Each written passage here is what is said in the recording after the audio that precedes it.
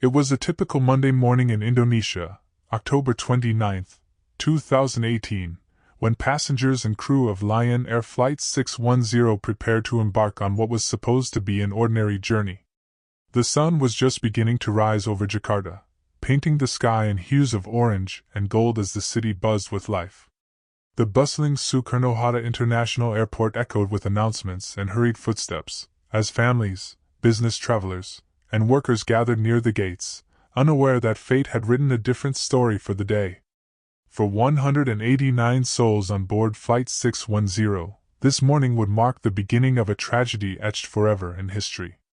Lion Air, a well-known low-cost carrier, had become the gateway to affordable travel in Southeast Asia. Its fleet was expanding, and passengers trusted its modern aircraft to safely connect cities across the vast archipelago. The aircraft for this particular flight, a brand new Boeing 737 MAX 8, shone under the soft morning light. Freshly delivered just 2 months prior, the plane was seen as a beacon of modern aviation technology, promising smoother journeys and efficiency. Yet, beneath its sleek exterior, something critical lurked, a problem no one could see, a flaw that would soon tip the balance between life and death. Inside the cabin, passengers settled into their seats, stowing their luggage and chatting with loved ones. Among them were fathers heading to work, mothers visiting family, young professionals on business trips, and children with dreams as bright as the rising sun. The crew moved efficiently, offering smiles as they ensured everyone was ready for takeoff. At 6:20 a.m., the engines roared to life, the wheels rolled down the runway, and Flight 610 lifted into the air. Passengers glanced out their windows at Jakarta shrinking beneath them, the plane soaring upward into the clouds. But what began as an ordinary ascent quickly turned unsettling. Within minutes of takeoff, the aircraft started to behave erratically. The pilots, Captain Bavi Suneja and his co-pilot Harvino, were seasoned professionals with thousands of flying hours between them. Both men had faced challenges in the cockpit before, but this was different. The plane's nose pitched downward unexpectedly, as though an invisible hand was forcing it to dive. Captain Suneja's calm voice crackled over the radio, requesting permission to return to Jakarta. Something was clearly wrong, but no one knew exactly what. Inside the cabin, passengers began to sense something unusual. Those who had flown often could tell the plane wasn't climbing smoothly. Some felt their stomachs lurch as the aircraft dipped slightly, then recovered, only to dip again. Tension rippled through the rows, though no one yet spoke of fear. A few passengers glanced nervously at each other, exchanging quiet, uneasy smiles, trying to convince themselves it was turbulence, just another bump in the air. Parents reassured their children with gentle pats on their shoulders, while flight attendants moved briskly through the aisles, their expressions trained to remain neutral. Back in the cockpit, the pilots wrestled with their instruments. The automated systems, the pride of Boeing's engineering, seemed to have taken control of the aircraft. Every time they pulled the nose up, the system pushed it back down, stubborn and unyielding. It was a fight between man and machine, and time was slipping away. The aircraft's Maneuvering Characteristics Augmentation System, MCAS, a system designed to stabilize the plane under certain conditions, had activated without the pilot's full understanding. Unbeknownst to them, a faulty sensor was feeding incorrect data to the system, triggering a cascade of confusion and chaos. Captain Suneja's voice grew more urgent as he communicated with air traffic control. "We're experiencing flight control problems," he reported. The request to return to Jakarta had been granted, but the pilots were trapped in an invisible tug-of-war. The horizon outside the cockpit began to tilt and blur as the plane struggled to maintain altitude. Passengers tightened their seatbelts, sensing the growing unease. Prayers were whispered under breaths. Eyes darted anxiously toward the flight attendants, hoping for reassurance that never came. As the clock ticked past 6:30 a.m., Lion Air Flight 610 continued its tragic descent. Down on the ground, Jakarta's control tower watched the radar screen with growing dread. The dot representing Flight 610 was no longer climbing, it was falling, dropping rapidly from the sky. Questions filled the air as controllers tried to piece together what was happening. Why weren't the pilots regaining control? What had gone wrong with the aircraft?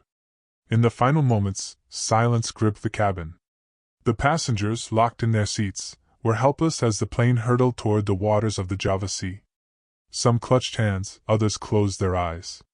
For the crew, every second was a desperate attempt to save lives, their training and instincts clashing against a system they couldn't override. The Boeing 737 MAX 8 was no longer the marvel of engineering it had been promised to be. It was an enigma, spiraling toward catastrophe. At 6:32 a.m., just 13 minutes after takeoff, Lion Air Flight 610 vanished from radar. The sea below erupted as the plane met its tragic end, scattering debris and echoes of lives unfulfilled. On land, families waiting for loved ones received the first haunting news: the flight had disappeared. In an instant, ordinary lives had been forever altered, and the world would soon learn of a story marred by technical failure, human struggle, and unimaginable loss. News of Lion Air Flight 610's disappearance spread like wildfire across Indonesia, sending shockwaves of panic and confusion through the nation. Families who had just hours earlier waved goodbye to loved ones were now gripped by an all-encompassing dread. At Jakarta's Soekarno-Hatta International Airport, anxious relatives gathered in clusters, clutching phones that held no answers. The flight, scheduled to arrive in Pangkal Pinang, was now just an echo on radar screens, a heartbreaking void that could not be explained. Airport officials did their best to calm the crowd, but their efforts were drowned out by sobs, desperate questions, and whispered prayers. Where was the plane? Could anyone have survived? As the sun climbed higher in the sky, search and rescue teams sprang into action. Helicopters circled above the Java Sea, while ships combed the waters below. It didn't take long for the first signs of tragedy to emerge. Floating debris, life vests, pieces of luggage, and fragments of the aircraft drifted atop the waves, painting a grim picture of what had happened. Hours later, the most chilling confirmation arrived: there were no survivors. The weight of those words shattered hearts across the nation. The families of all 189 passengers and crew had lost their loved ones in a cruel instant. For Indonesia, a country with a complicated relationship with air safety, the crash was more than just a tragedy. It was a haunting reminder of lingering vulnerabilities. Over the years, accidents had left scars on its aviation industry, but this was different. Flight 610's aircraft, the Boeing 737 MAX 8, was a modern marvel that was supposed to represent the future of air travel. It was new, efficient, and technologically advanced. How, then, could something so catastrophic happen? Questions loomed over the crash site like dark clouds, and answers felt frustratingly out of reach. Back on land, the victims' stories began to emerge, turning statistics into faces, names, and unfinished dreams. Among the passengers were young professionals chasing opportunities, parents working to provide for their families, and children too young to know the world. There was a couple flying to Pangkal Pinang to begin a new life, a government official on a routine trip, and an eager young man making his first flight for work. Each life lost carried its own narrative, hopes cut short, plans left incomplete. Grief-stricken families held on to photographs, old voicemails, and memories, struggling to process the finality of the tragedy. In the days that followed, search teams worked tirelessly, pulling wreckage and remains from the depths of the sea. Divers braved strong currents, driven by the mission to recover the black boxes, the key to unraveling the mystery of what went wrong. The flight data recorder and cockpit voice recorder held the final moments of the aircraft, its systems, and the crew's desperate fight to regain control. When the black boxes were finally retrieved, hope flickered that the families and the world might soon understand the truth. Yet amid the grief and search for answers, frustration began to mount. Initial reports revealed that the very same aircraft had experienced technical issues just one day prior. A previous flight from Bali to Jakarta had reported erratic readings and a nose-down tendency that alarmed its crew. That flight had managed to land safely, but the plane's problem, a malfunctioning sensor feeding incorrect data to the automated MCAS system, had not been fully addressed. Many began to ask, could this tragedy have been prevented? The narrative grew darker when whispers turned into revelations. The the Boeing 737 MAX 8 had a hidden flaw, one that pilots had not been adequately informed of. The MCAS system, intended to stabilize the plane, could activate without the pilot's knowledge, forcing the aircraft into a downward trajectory. The crew of Lion Air Flight 610 had been caught in a battle they did not understand, a battle against a system that acted independently, overriding their manual inputs. For families who had lost everything, this knowledge sparked anger and disbelief. How could such a critical system be implemented without proper pilot training or detailed warnings? Around the world, the aviation community watched the investigation unfold with bated breath. Airlines operating the 737 MAX began to reevaluate their fleets, and Boeing came under immense scrutiny. The company's prized aircraft, once heralded as the future of commercial aviation, was now under a glaring spotlight. Pilots and safety experts raised questions about how such an oversight could have occurred, and whether Boeing had prioritized cost and speed over safety and training. The public, too, demanded accountability. For the grieving families, however, technical explanations could not heal the gaping holes left in their lives. News broadcasts played footage of mourners gathered at prayer vigils, holding up photographs of the departed. Mothers wept openly, fathers tried to stay composed, and children asked questions that no one could answer. Candlelight flickered in silent remembrance, as entire communities mourned alongside them. The tragedy of Lion Air Flight 610 was no longer just an Indonesian loss. It was a global heartbreak, a grim reminder of how quickly life can be taken away. As days turned into weeks, the wreckage of Flight 610 became a symbol of loss, of human error, and of the need for change. What began as an ordinary mourning had ended in devastation, leaving families and the world grasping for answers that were both painful and necessary. The Java Sea had claimed the aircraft, but its story was far from over. As the investigation into Lion Air Flight 610 unfolded, the pieces of the puzzle began to come together, revealing a chilling truth about the tragedy. The recovery of the black boxes, both the flight data recorder and the cockpit voice recorder, shed light on the final moments of the doomed flight. Investigators listened intently as the cockpit voice recorder replayed the haunting exchanges between Captain Bavi Sineja and First Officer Harvino. The pilots' voices were calm at first, as they methodically tried to address the aircraft's erratic behavior. But as the minutes passed and the plane's nose inexplicably forced downward again and again, their tone shifted. Frustration gave way to desperation. The cockpit, normally a place of calculated control, became a battleground between the pilots and an unrelenting machine. The flight data recorder painted a grim picture. It showed how the MCAS system, the Maneuvering Characteristics Augmentation System, repeatedly engaged, forcing the plane's nose down despite the pilot's attempts to correct it. MCAS had been introduced as part of the Boeing 737 MAX 8's design to prevent the plane from stalling under certain conditions. However, what should have been a safety feature turned deadly when a single faulty sensor began feeding incorrect data to the system. MCAS misinterpreted the situation, believing the plane was climbing at too steep an angle. In response, it automatically commanded the nose to pitch downward. The pilots, unaware of MCAS's role in the aircraft's behavior, did everything they could to regain control. Captain Sineja and First Officer Harvino fought against the system, manually pulling the nose up repeatedly. But MCAS was relentless. It would override their inputs again and again, each time driving the plane closer to disaster. The cockpit voice recordings captured the increasing alarm in their voices as they realized the magnitude of what they were facing. They were running out of time, altitude, and options. It was a catastrophic failure of communication, engineering, and training.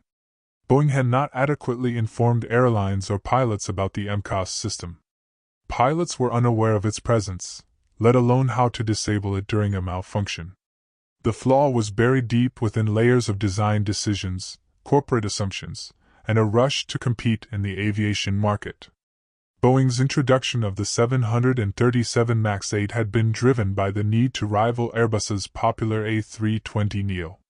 To expedite its entry into the market, Boeing designed the MAX to be similar enough to earlier 737 models so that airlines wouldn't need extensive retraining for pilots. MCAS was introduced quietly, a technological patch to account for design changes, but the consequences of that decision were now tragically clear. In the aftermath of the crash, outrage erupted worldwide. Families of the victims demanded answers and accountability. How could such a sophisticated, modern aircraft fail so catastrophically?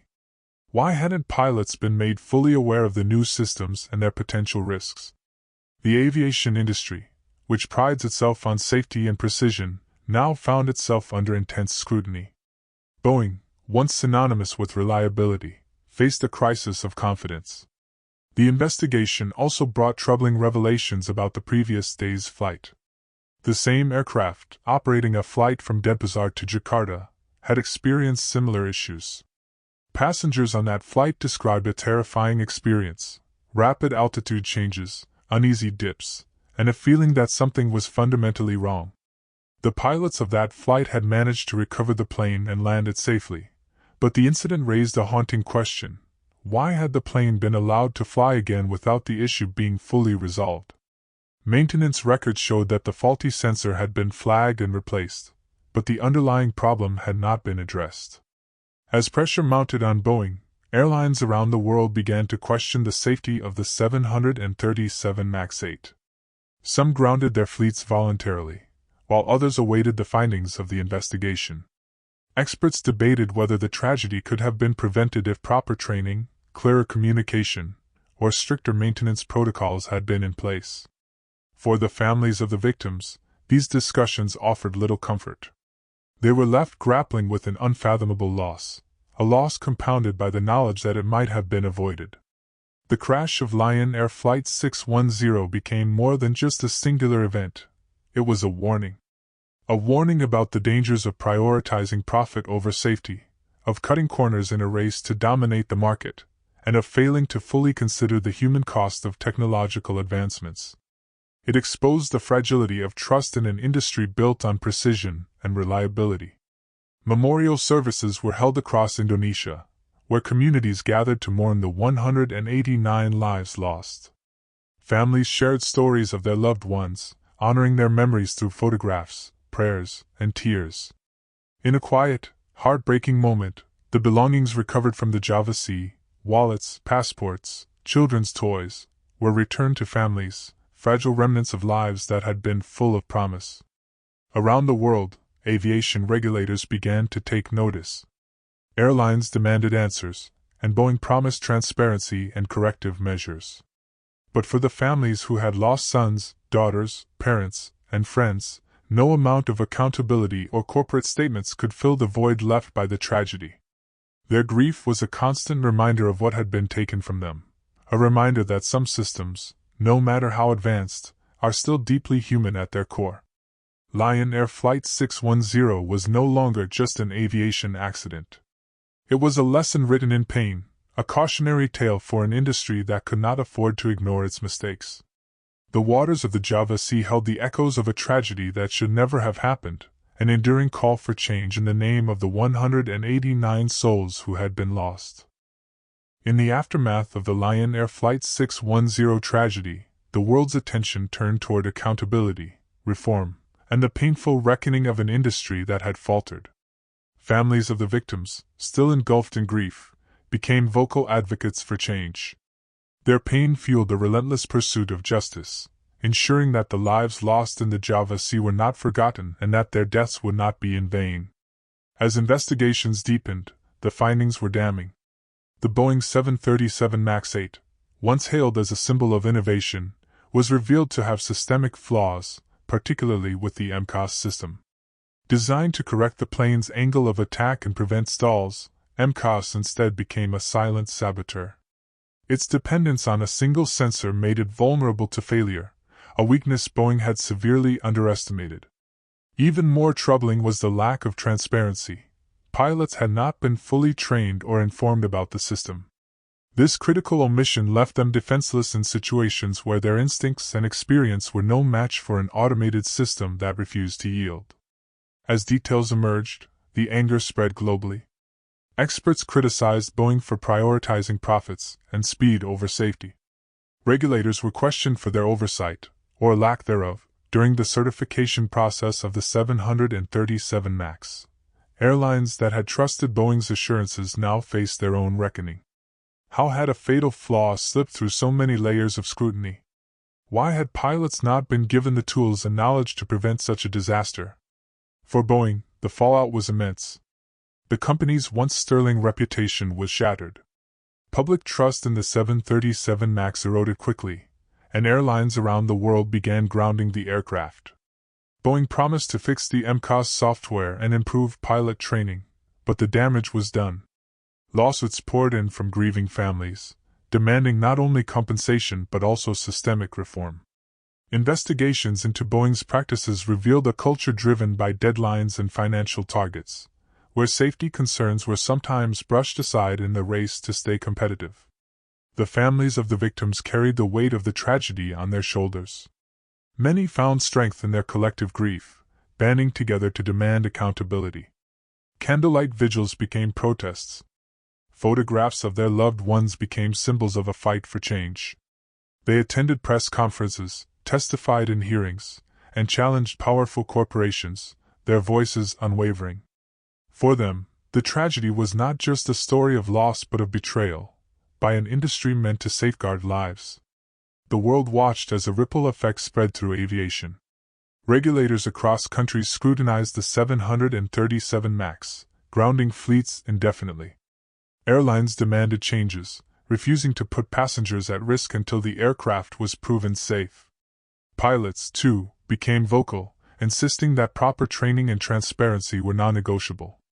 The tragedy forced a reckoning that went beyond Boeing. It became a wake-up call for the entire aviation industry to prioritize safety above all else. Then, less than 5 months after Lion Air Flight 610, tragedy struck again. Ethiopian Airlines Flight 302, another Boeing 737 MAX 8, crashed shortly after takeoff, killing all 157 people on board. The similarities between the two crashes were undeniable. Once again, MCAS had activated, overriding the pilot's efforts and sending the plane into a deadly descent. The second crash confirmed what many had feared. The problem was systemic, and the lessons from Lion Air had not been heeded quickly enough. The dual tragedies of Lion Air Flight 610 and Ethiopian Airlines Flight 302 became a turning point. Boeing's prized 737 MAX was grounded worldwide, its future uncertain. Investigations intensified, leading to sweeping reforms in aircraft certification processes. Boeing was forced to overhaul its approach to safety, acknowledging its failures and committing to rebuilding trust with airlines, pilots, and passengers.